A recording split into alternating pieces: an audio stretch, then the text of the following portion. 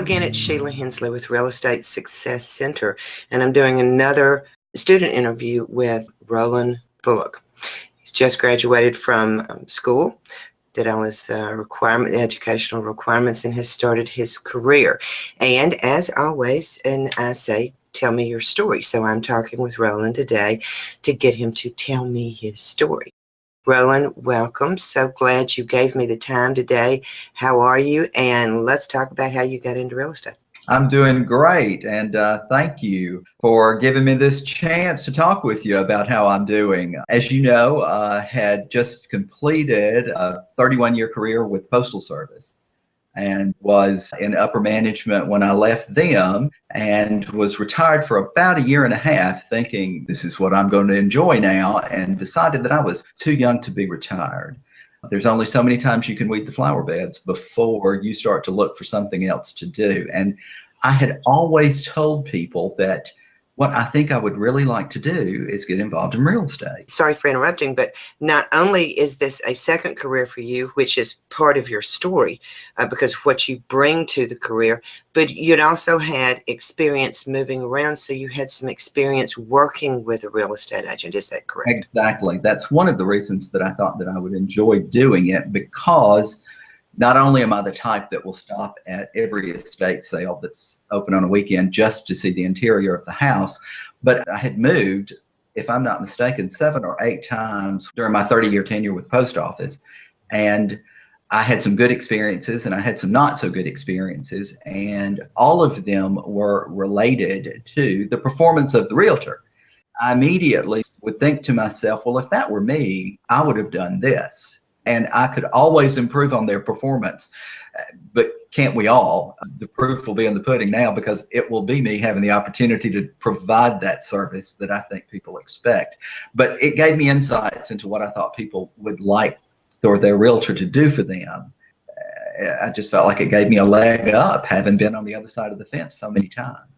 So you bring dual experience with you: management, your long career at the post office, and your experiences at buying and selling homes. And I call that empathy, because once you've done it 2 or 3 times, you go, oh, these people are going through this, and you feel for them. It does give you an insight, I think, and a very good one for your real estate career. And I'm asking all of the students this: what was your biggest fear in making the decision before you made the first call to me? What was your biggest fear about getting into the real estate business?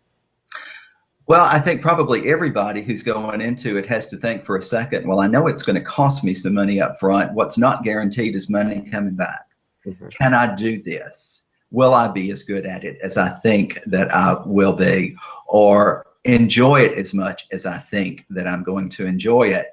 And at what point do I call it a business or an expensive hobby? And I don't want to go down the expensive hobby road. So I think everybody has to stop for a second and think, I'm going from 0 to hopefully something. And what are the steps I need to take to make sure that that happens? Yes. And you are very, very thorough in your research. And I know that because I've spent some time with you and I've enjoyed it. You don't like for things to just be thrown up in the air. You want to know the why. How do I get it done, and what expectations do I have for results? And so you followed that pattern all the way through the transition from retirement into beginning a new career. And I thought it was a very good thing to do. And it's very good advice to give other people, because it's an emotional thing. Sometimes the emotion keeps you from making the decision, and sometimes the emotion pushes you to jump right, anyone, to jump right into it before they go through that research process, which, as you know, sort of discouraged them from doing. So you did that, and talk about the value of doing that, because people who are getting into the business are going to be listening to this. A lot of the information that I got online, reading websites of some of the different schools, and also some of the realty companies that would say these are the steps to have a career with us. And I talked to some agents that I had both done business with here or that I knew socially. You know, how do you like it? How did you get into it? Can it be lucrative? Does it offer you the flexibility that I needed? Which was another reason that I wanted to go with real estate, was because I felt that I did need the flexibility. I didn't want to lock myself into another 8 to 5 type situation where I only had 1 week of vacation in the first year, et cetera. I wanted to be in a business that I controlled more myself. So yes, I did a lot of talking to people that were in it, and also read your website, which really challenged you as to, have you thought of this, and have you thought of this, and have you thought of this? It did make you think, am I ready for this? And brought some things to the forefront that perhaps had not been considered before. So I felt like I did understand what I was getting into by the time I had made the decision to do it. Nothing made me decide not to, but it did bring a lot of things to mind that I needed to be prepared for. And I think that's very, very important. Okay, we're going to wrap this up, and I want to thank you for sharing that, because it's going to help other people making the decision. At the very end, why did you choose Real Estate Success Center?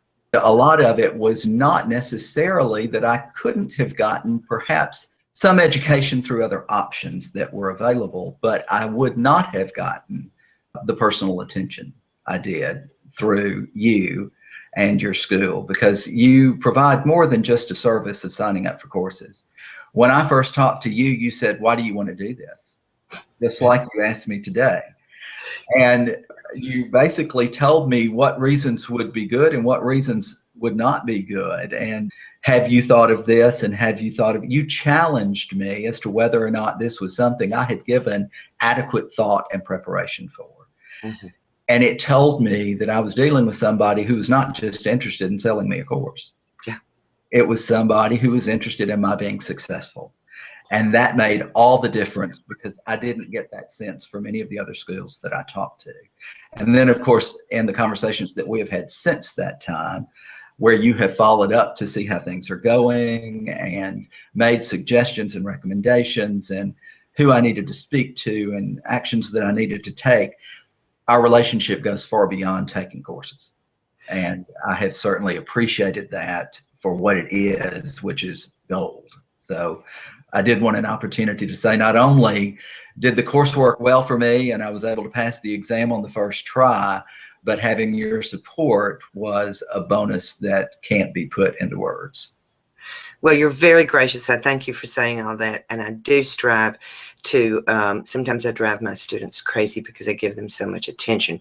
But in the end, I haven't had one that was not at least appreciative that I was so interested in their success and ask the hard questions sometimes, which is fun to me because I like to watch y'all think it through. I don't care what the decision is at the end of it, as long as you've got all the information so you can apply it to yourself. And I think that's very important. Roland, thank you so much. Go ahead. You want to say something else? Well, just one other thing, just case in point, I don't think that any of the other people that I spoke to would have demanded that I call them while they're on vacation to tell them how my conversation with the broker went, that I might be joining their team, and was waiting by the phone for my call.